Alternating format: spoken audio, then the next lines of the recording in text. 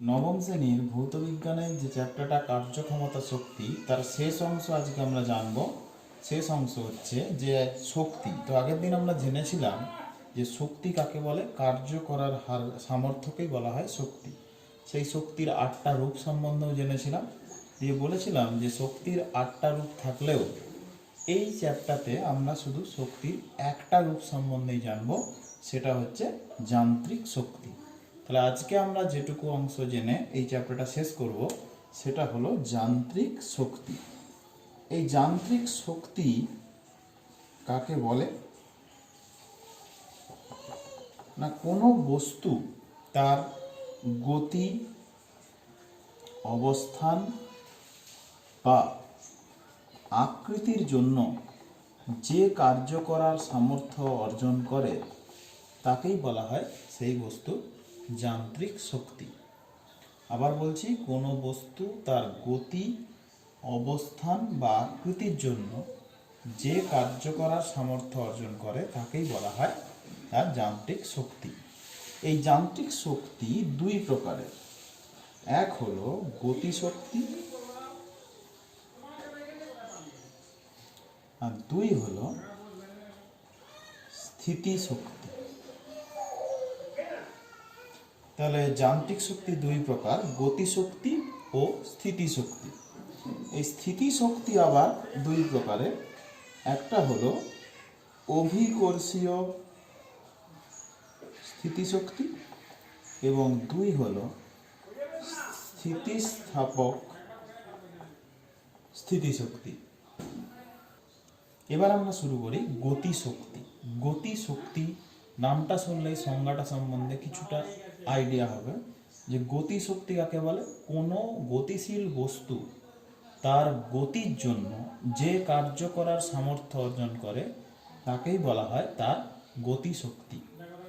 কোনো গতিশীল বস্তু তার গতির জন্য যে শক্তির অধিকারী হয় বা যে কার্য করার সামর্থ্য অর্জন করে তাকেই বলা হয় তার গতিশক্তি। কেমন, একটা উদাহরণ দেখা যাক গতিশক্তির উদাহরণ। ধরো একটা দেওয়ালে একটা পেরেক রেখে পেরেকের সূচালো দিকটা দেওয়ালের দিকে থাকলো এবং পেরেকের মাথায় জাস্ট একটা হাতুড়ি স্পর্শ করে রাখা হলো। পেরেকটা দেওয়ালে ঢুকবে কি? ঢুকবে না। কিন্তু হাতুড়িটাকে যদি কিছুটা দূর থেকে গতিশীল করে পেরেকের মাথায় আঘাত করা হয় তাহলে দেখা যাবে যে পেরেকটা দেওয়ালের ভেতর কিছুটা প্রবেশ করলো। তাহলে পেরেকটা এই যে কার্য করার সামর্থ্য অর্জন করলো, এটা কোথা থেকে পেল? হাতুড়ির গতির জন্য। তাহলে এইটাই হচ্ছে গতিশক্তির উদাহরণ, যে হাতুড়ি তার গতির জন্য পেরেক যে কার্য করার সামর্থ্য অর্জন করলো সেটাকেই বলা হয় পেরেকের গতিশক্তি। এবার আমরা জানব গতিশক্তির পরিমাপ কিভাবে করতে হয়। এবার আমরা শুরু করি গতিশক্তির পরিমাপ কিভাবে করা হয়। ধরো এম ভরের কোনো একটি স্থির বস্তুর উপর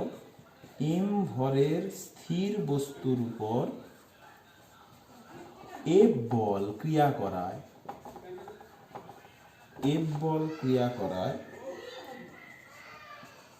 বস্তুটির বেগ হলো ভি। তাহলে আবার বলছি, কি ধরলাম আমরা? এম ভরের একটি স্থির বস্তুর উপর এফ বল ক্রিয়া করায় বস্তুটির বেগ হলো ভি এবং এই বলের ক্রিয়ায় বস্তুটি এস দূরত্ব অতিক্রম করলো।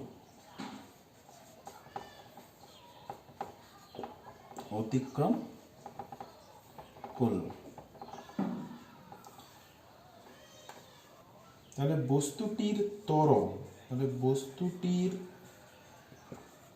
ত্বরণ এ সমান হবে কত? তাহলে বল বাই ভর এফ বাই এম।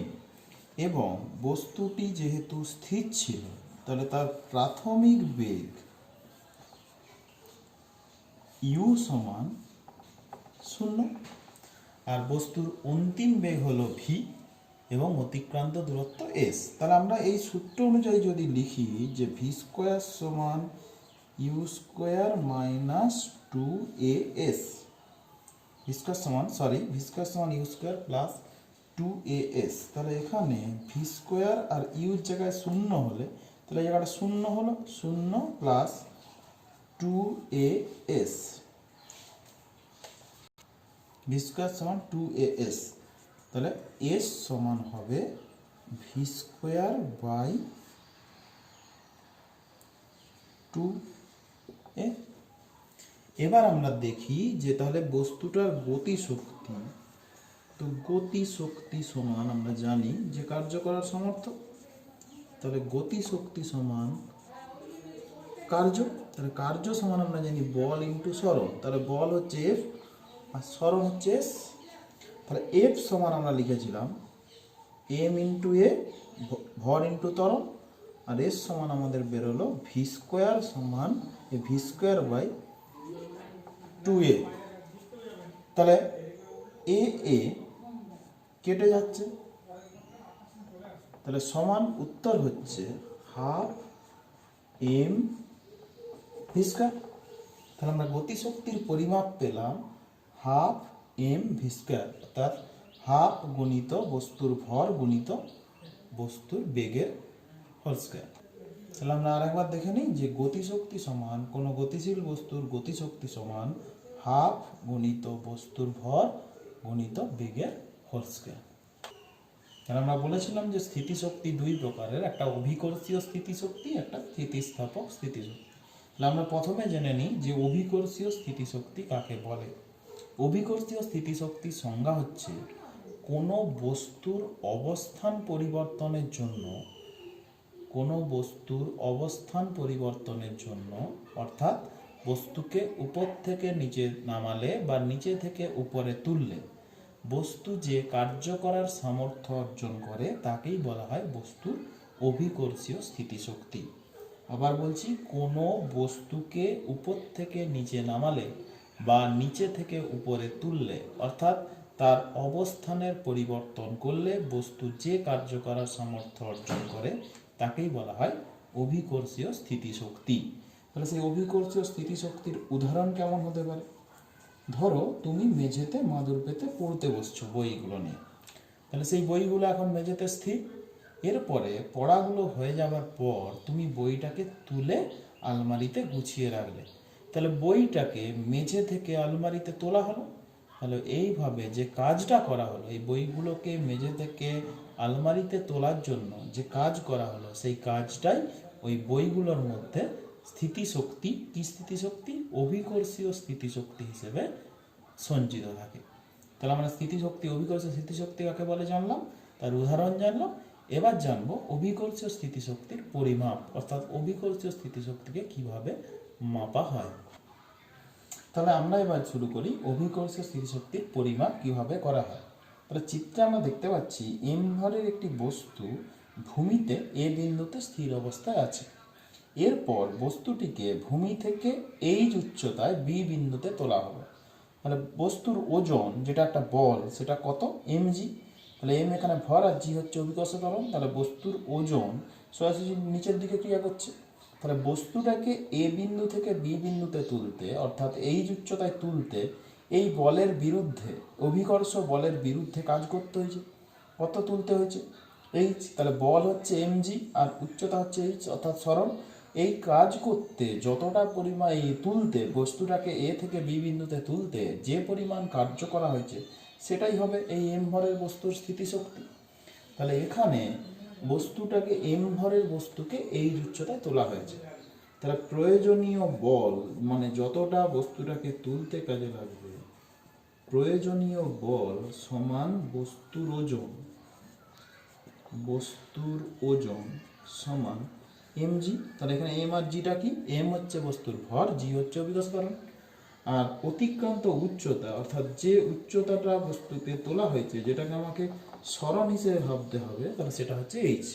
তাহলে বস্তুটিতে সঞ্চিত স্থিতিশক্তি, তাহলে স্থিতিশক্তি সমানও হবে কার্য। তাহলে কার্য সমান আমরা জানি বল গুণিত সরণ। তাহলে বল হচ্ছে mg ইন্টু সরণ হচ্ছে h। তাহলে স্থিতিশক্তির পরিমাপ আমরা পেলাম mgh, অর্থাৎ বস্তুর ভর গুণিত অভিকর্ষ ত্বরণ গুণিত উচ্চতা। এখানে একটা কথা লেখা আছে নির্দেশ তল। নির্দেশ তলটা কি জিনিস না, কোনো বস্তুর প্রাথমিক অবস্থান যেখান থেকে বস্তুটাকে তোলা হবে বা যেখান থেকে বস্তুটাকে নামানো হবে সেটাকেই বলা হবে নির্দেশ তল, অর্থাৎ যে তলের সাপেক্ষে বস্তুর অবস্থানের পরিবর্তন করা হয় সেটাকেই বলা হয় নির্দেশ তল। তাহলে আমরা স্থিতিশক্তি, অভিকর্ষীয় স্থিতিশক্তির পরিমাপ কি জানলাম? এটা অভিকর্ষীয় স্থিতিশক্তি বস্তুর ভর গুণিত অভিকর্ষ ত্বরণ গুণিত নির্দেশ তল থেকে উচ্চতা। তাহলে আমরা জানি অভিকর্ষীয় স্থিতিশক্তির পরিমাপ জানলাম যে বস্তুর ভর গুণিত অভিকর্ষ ত্বরণ গুণিত নির্দেশ তল থেকে উচ্চতা। এবার আমরা জানি যে স্থিতিস্থাপক স্থিতিশক্তি কাকে বলে এবং তার উদাহরণ। এবার আমরা জানি স্থিতিস্থাপক স্থিতিশক্তি কাকে বলে, অর্থাৎ কোনো বস্তুর আকৃতির বা আকারের পরিবর্তনের জন্য সেই বস্তু যে কার্য করার সামর্থ্য অর্জন করে তাকেই বলা হয় ওই বস্তুর স্থিতিস্থাপক স্থিতিশক্তি।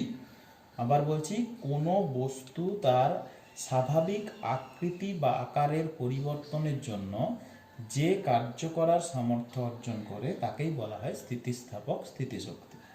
এর উদাহরণ কি হবে? স্থিতিস্থাপক স্থিতিশক্তির উদাহরণ কি হতে পারে না, একটা ধনুকের ছিলাতে তীরটাকে আটকে তাকে টেনে ছেড়ে দিলে তবেই তো তীরটা কিছু দূর গতিশীল হতে পারে। তাহলে এই ধনুকের ছিলার আকারের পরিবর্তন করা হয়েছে বলেই সেই ছিলাটা কার্য করার সামর্থ্য অর্জন করল। তাহলে এই ধনুকের ছিলার মধ্যে যে শক্তিটা সঞ্চিত হয়েছিল সেটাই হচ্ছে স্থিতিস্থাপক স্থিতিশক্তি। তবে এই স্থিতিস্থাপক স্থিতিশক্তির পরিমাপ ক্লাস 9-এর সিলেবাসভুক্ত নয়, এটা আমরা পরে উঁচু ক্লাসে জানবো। আমরা জানলাম শুধু স্থিতিস্থাপক স্থিতিশক্তির সংজ্ঞা এবং উদাহরণ। এবার আমরা একটা গুরুত্বপূর্ণ কোশ্চেন নিয়ে আলোচনা করছি যে এই যে আমরা জানলাম গতিশক্তি স্থিতিশক্তির পরিমাপ, সেই গতিশক্তি আর স্থিতিশক্তি কি ঋণাত্মক হতে পারে? গতিশক্তি এবং স্থিতিশক্তি কোনটা ঋণাত্মক হতে পারে বা পারে না? তাহলে আমরা দেখি না, আমরা এক্ষুনি পরিমাপে লিখেছিলাম যে গতিশক্তি সমান হাফ এম ভি স্কোয়ার, অর্থাৎ হাফ গুণিত বস্তুর ভর গুণিত বস্তুর বেগের হোল স্কোয়ার। এখানে বস্তুর ভর এটা কখনোই ঋণাত্মক রাশি হতে পারে না, কিন্তু বস্তুর বেগ অভিমুখ পাল্টালে ঋণাত্মক হতে পারে। কিন্তু ভি এর কি আছে? স্কোয়ার। তাই পূর্ণবর্গ ভি স্কোয়ার একটা পূর্ণবর্গ রাশি, পূর্ণবর্গ রাশি কখনোই ঋণাত্মক হতে পারে না। তাহলে এমও ঋণাত্মক হতে পারে না, ভি স্কোয়ারও ঋণাত্মক হতে পারে না। তাই এটা আমরা কনফার্ম হলাম যে কোনো বস্তুর গতিশক্তি কখনোই ঋণাত্মক হতে পারে না, কারণ তা বস্তুর ভর ঋণাত্মক হয় না এবং ভি ঋণাত্মক হলেও যেহেতু ভি স্কোয়ার একটি পূর্ণবর্গ রাশি তাই ভি স্কোয়ারও ঋণাত্মক হয় না। এবার স্থিতিশক্তি ঋণাত্মক হতে পারে কিনা? তো স্থিতিশক্তির পরিমাপ, যেটাকে আমরা অভিকর্ষীয় স্থিতিশক্তি বলেছিলাম, তা স্থিতিশক্তির পরিমাপে আমরা লিখেছিলাম mgh, অর্থাৎ বস্তুর ভর গুণিত অভিকর্ষ ত্বরণ গুণিত উচ্চতা। এখানে বস্তুর ভর m ঋণাত্মক হতে পারে না, অভিকর্ষ ত্বরণ ঋণাত্মক নয়, তাহলে h ঋণাত্মক হতে পারে। এইচটাকে কি বলেছিলাম না, নির্দেশ তল থেকে উচ্চতা। কোনো বস্তু যদি ভূপৃষ্ঠে স্থির অবস্থায় থাকে তাহলে তার স্থিতিশক্তি শূন্য, এটা মনে রাখো ভালো করে। কোনো বস্তু যদি ভূপৃষ্ঠে স্থির অবস্থায় থাকে তাহলে তার স্থিতিশক্তি শূন্য।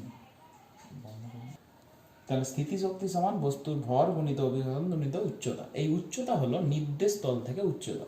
তাহলে আমরা বললাম যে ভূপৃষ্ঠে যদি কোনো বস্তু স্থির অবস্থায় থাকে তাহলে তার ক্ষেত্রে এইচ এর মান শূন্য, তাহলে নির্দেশ তলের সাপেক্ষে বস্তু স্থিতিশক্তি তখন শূন্য। এবার যদি ওই বস্তুটাকে ভূপৃষ্ঠ থেকে উপরের দিকে তোলা হয় তাহলে সেক্ষেত্রে এইচটা ধনাত্মক, উপর দিকে তোলা হচ্ছে, তাহলে এইচ যদি ধনাত্মক হয় তাহলে স্থিতিশক্তি ধনাত্মক। কিন্তু যদি বস্তুটাকে ভূপৃষ্ঠ থেকে অর্থাৎ নির্দেশ তল থেকে নিচের দিকে নামানো হয় তাহলে এইচটা ঋণাত্মক। তাহলে এইচ যদি ঋণাত্মক হয় তখন স্থিতিশক্তিও ঋণাত্মক। তাহলে স্থিতিশক্তি ধনাত্মক ও ঋণাত্মক উভয়ই হতে পারে।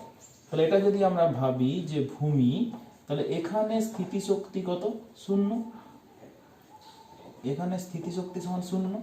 এখান থেকে যদি উপরে উঠি তাহলে এইচটা পজিটিভ রাশি, তাহলে সেখানে স্থিতিশক্তিটাও এটাও একটা পজিটিভ রাশি। কিন্তু যদি ভূমি থেকে আমরা নিচে নামি তাহলে এক্ষেত্রে এইচটা নেগেটিভ রাশি, তাহলে এইখানে স্থিতিশক্তি mgh একটা নেগেটিভ রাশি হবে। তাহলে ভূপৃষ্ঠে বা নির্দেশ তলের সাপেক্ষে উপরে উঠলে স্থিতিশক্তি ধনাত্মক আর নিচে নামলে স্থিতিশক্তি ঋণাত্মক। তাহলে এই কোশ্চেনের উত্তর আমরা পেলাম গতিশক্তি কখনোই ঋণাত্মক হতে পারে না, কিন্তু স্থিতিশক্তি ধনাত্মক এবং ঋণাত্মক উভয়ই হতে পারে।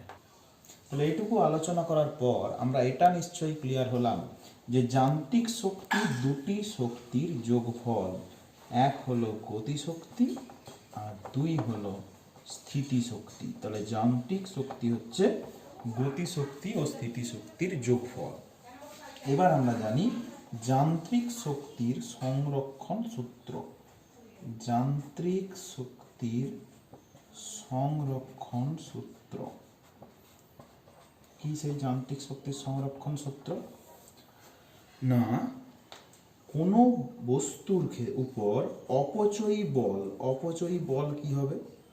অপচয়ী বল যেমন ধরো ঘর্ষণ, সান্দ্রতা, রোধ, এই জাতীয় অপচয়ী বল যদি কোনো বস্তুর উপর ক্রিয়া না করে, অর্থাৎ অপচয়ী বলের অনুপস্থিতিতে যে কোনো বস্তুর গতিশক্তি আর স্থিতিশক্তির যোগফল অর্থাৎ যান্ত্রিক শক্তি সর্বদা অপরিবর্তিত থাকে। এটাই হলো যান্ত্রিক শক্তির সংরক্ষণ সূত্র। আবার বলছি, কোনো বস্তুর উপর বিভিন্ন অপচয়ী বল যেমন ঘর্ষণ, সান্দ্রতা, রোধ ইত্যাদি না ক্রিয়া করলে বা অপচয়ী বলের অনুপস্থিতিতে যে কোনো বস্তুর গতিশক্তি ও স্থিতিশক্তির যোগফল অর্থাৎ যান্ত্রিক শক্তি সর্বদা অপরিবর্তিত থাকে। এবার আমরা এটা প্রমাণ করে দেখাবো একটা অবাধে পতনশীল বস্তুর যান্ত্রিক শক্তি সর্বদা সংরক্ষিত থাকে। তাহলে আমরা কি দেখাবো যে অবাধে পতনশীল বস্তু, অবাধে পতনশীল বস্তু মানে বিনা বাধায় পড়বে, যে অভিকর্ষ ত্বরণ নিয়ে পড়বে, সেরকম একটা বস্তুর ক্ষেত্রে গতিশক্তি ও স্থিতিশক্তির যোগফল অর্থাৎ যান্ত্রিক শক্তি সর্বদা একই থাকবে। তাহলে আমরা শুরু করছি যে অবাধে পতনশীল বস্তুর ক্ষেত্রে যান্ত্রিক শক্তির সংরক্ষণ। তাহলে আমরা এবার দেখি যে অবাধে পতনশীল বস্তুর ক্ষেত্রে, অবাধে পতনশীল বস্তুর ক্ষেত্রে যান্ত্রিক শক্তির সংরক্ষণ, এইটা করেই আমাদের এই চ্যাপ্টারটা শেষ হবে। অবাধে পতনশীল বস্তুর ক্ষেত্রে যান্ত্রিক শক্তির সংরক্ষণ। ছবিতে আমরা দেখতে পাচ্ছি এম ভরের একটি বস্তুকে ভূমি থেকে এইচ উচ্চতায় এ বিন্দু থেকে ছেড়ে দেওয়া হলো। তাহলে বস্তুটা একটা সময় ভূমিতে এসে স্পর্শ করবে। আমরা তিনটে অবস্থানকে ধরে নিয়েছি। বস্তুটাকে ছাড়ার ঠিক আগের মুহূর্তে অর্থাৎ এ বিন্দু থেকে ছাড়া হবে যখন এ বিন্দুতে, কিছুক্ষণ পরে বস্তুটা H1 উচ্চতা নেমে বি বিন্দুতে পৌঁছেছে এবং বস্তুটি ঠিক ভূমি স্পর্শ করার পূর্ব মুহূর্তে অর্থাৎ ভূমিকে টাচ করার ঠিক জাস্ট আগের মুহূর্তে অর্থাৎ সি বিন্দুতে পৌঁছাবে। তাহলে এ বিন্দুটা হচ্ছে বস্তুটাকে ছাড়ার মুহূর্তে, বি বিন্দু হলো বস্তু যখন H1 উচ্চতা নেমে আসবে তখন, আর সি বিন্দু বস্তু যখন ভূমিকে জাস্ট স্পর্শ করবে অর্থাৎ এখনো স্পর্শ করেনি, স্পর্শ করার মুহূর্তে। এই তিনটে বিন্দুতে আমরা দেখাবো যে বস্তুর স্থিতিশক্তি আর গতিশক্তির যোগফল অর্থাৎ যান্ত্রিক শক্তি একই হবে। তাহলে আমরা শুরু করি প্রথম অবস্থান অর্থাৎ কোন বিন্দুতে? এ বিন্দুতে। তাহলে আমরা কি করেছি না, এম ভরের একটা বস্তুকে ভূমি থেকে এইচ উচ্চতায় এ বিন্দু থেকে ছেড়ে দেওয়া হলো। তাহলে ছেড়ে দেওয়া যখন হলো তাহলে বস্তুর প্রাথমিক বেগ ইউ সমান কত? 0। তাহলে ইউ সমান যদি 0 হয় তাহলে বস্তুর গতিশক্তি হবে হাফ এম ইউ স্কোয়ার, আর ইউ যেহেতু 0 তাহলে টোটালটাই হবে 0। তাহলে এ বিন্দুতে বস্তুর গতিশক্তি হচ্ছে 0, আর এ বিন্দুতে বস্তুটা ভূমি থেকে কত উচ্চতায় আছে? এইচ উচ্চতায়, তার ভর এম। তাহলে এ বিন্দুতে বস্তুর স্থিতিশক্তি হবে এম জি এইচ। তাহলে গতিশক্তি হলো 0 আর স্থিতিশক্তি হলো এম জি এইচ। তাহলে এ বিন্দুতে বস্তুর মোট যান্ত্রিক শক্তি, এটা আমরা জানি যে যান্ত্রিক শক্তি দুটো শক্তির যোগফল, তাহলে 0 প্লাস এম জি এইচ সমান mgh। তাহলে এ বিন্দুতে বস্তুর মোট যান্ত্রিক শক্তি হলো mgh। এরপর বস্তুটি h1 উচ্চতা নেমে বি বিন্দুতে পৌঁছালো এবং তার বেগ হলো v1। তাহলে আমরা সূত্রটা যদি লিখি যে যেহেতু নিচের দিকে নেমেছে তাহলে v1 স্কোয়ার সমান ইউ স্কোয়ার প্লাস 2gh1। তাহলে এখানে ইউ সমান 0। তাহলে ইউ সমান যদি 0 হয় তাহলে এই পার্টটা লেখারই দরকার নেই। তাহলে v1 স্কোয়ার সমান হচ্ছে 2gh1। আর ভূমি থেকে এবারে উচ্চতা হবে, এই উচ্চতাটা বিসি সমান, মানে ভূমি থেকে এই উচ্চতাটা নিশ্চয়ই তোমরা বুঝতে পারছো যে h মাইনাস h1।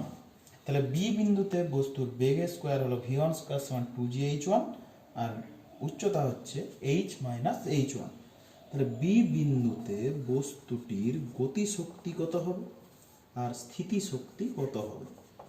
তাহলে গতিশক্তি হচ্ছে হাফ এম v1 স্কোয়ার। তাহলে বি বিন্দুতে গতিশক্তি হলো হাফ এম v1 এর জায়গায় আমাদের বেরিয়েছিল 2gh1। তাহলে 2 কেটে গেলে গতিশক্তিটা বেরোলো mgh1। তাহলে এ বিন্দুতে বি বিন্দুতে স্থিতিশক্তি কত হবে? স্থিতিশক্তি আমরা বলেছিলাম উচ্চতাটা এম জি ইন্টু বিসি দূরত্বটা। তাহলে বিসির দূরত্ব বেরিয়েছিল এইচ মাইনাস এইচ ওয়ান। তাহলে বেরোলো স্থিতিশক্তি m G H minus H one. তাহলে মোট যান্ত্রিক শক্তি হবে এই দুটোর যোগফল। তাহলে যান্ত্রিক শক্তি সমান এম জি H one plus M G H minus H one. তাহলে এই দুটো গুণ করে দিলে হয় এম জি H one plus M G H minus M জি এইচ ওয়ান। তাহলে এটা কেটে গেল, তাহলে সমান উত্তর হলো এম জি এইচ। তাহলে আমরা বি বিন্দুতে, এটা কিন্তু অবশ্যই কোন বিন্দুতে?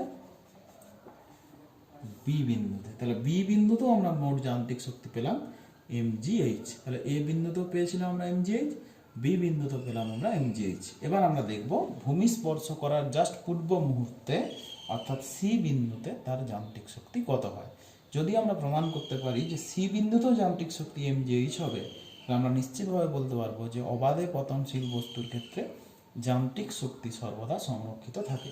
তাহলে আমরা এবার দেখি সি বিন্দুতে বস্তুটির মোট শক্তি অর্থাৎ যান্ত্রিক শক্তি কত হয়। ধরি যে বস্তুটা ভূমি স্পর্শ করার পূর্ব মুহূর্তে ভি বেগ অর্জন করে।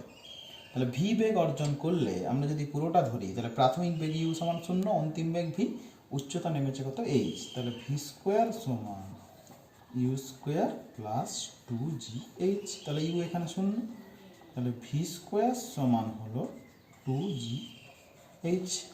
তাহলে সি বিন্দুতে বস্তুটার গতিশক্তি কত হবে?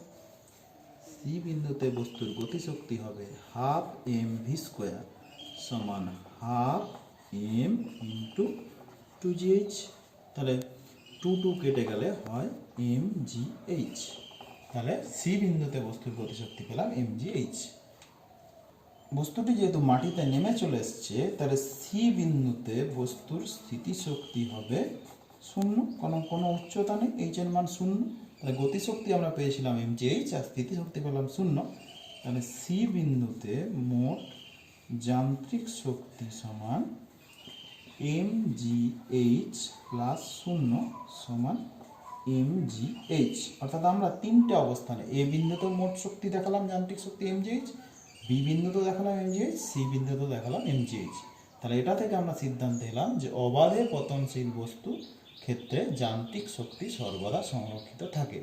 এবং আমরা আবার বলছি যে যান্ত্রিক শক্তি সংরক্ষণ সূত্র যেটা আমরা পড়েছিলাম যে অপচয়ী বল অনুপস্থিত থাকলে যে কোনো বস্তুর স্থিতিশক্তি আর গতিশক্তির যোগফল অর্থাৎ যান্ত্রিক শক্তি সর্বদা সংরক্ষিত থাকে। এটাই হচ্ছে যান্ত্রিক শক্তির সংরক্ষণ সূত্র। এখানেই শেষ করলাম আমরা কার্যক্ষমতা শক্তি চ্যাপ্টারটা।